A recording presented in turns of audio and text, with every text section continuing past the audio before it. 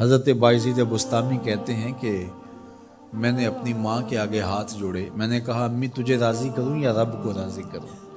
تو اپنے حق مجھے معاف کر دے، اللہ کو میں راضی کر لیتا ہوں۔ ماں نے کہا جاؤ پتر میں اجازت دیتی ہوں۔ گئے جنگلوں میں ذکر و فکر میں لگے رہے، تنہائی میں اس کو یاد کرتے رہے، دن رات ذکر کے چراغ روشن رکھے۔ 12 سال گزر گئے حق کی تلاش میں۔ ایک دن واپس بستام کے قریب سے گزر رہے تھے، خیال آیا چلتے چلتے ماں کو سلام کر جاؤ۔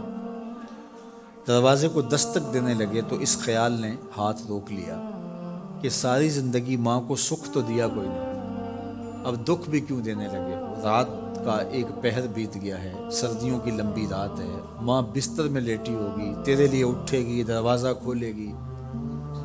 دروازے کے ساتھ ہی لگ کے بیٹھ گئے اور ساری رات کاٹ دی، اس خیال سے کہ ماں کو تکلیف نہ ہو۔ جب سحری کا وقت ہوا تو اندر سے جو نالی آتی تھی اس نالی سے پانی آیا، سمجھ گئے میری ماں تہجد کے لیے اٹھی ہے اور وضو کا پانی ہے، تو فوراً دروازے پہ دستک دی۔ اندر سے آواز آئی بیٹا بایزید میں ابھی آئی۔ مائیں بیٹوں کے دستک کے انداز سے جان لیتی ہیں یہ کس بیٹے کے ہاتھوں کا لمس ہے۔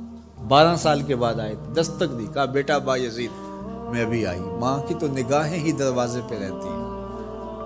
اللہ اکبر۔ کہتے ہیں کہ ماں نے دروازہ کھولا، 12 سال جنگلوں کی خاک چھانتے بیت گئی تھی، پراگندہ صورت، بکھرے ہوئے بال، پھٹے ہوئے کپڑے۔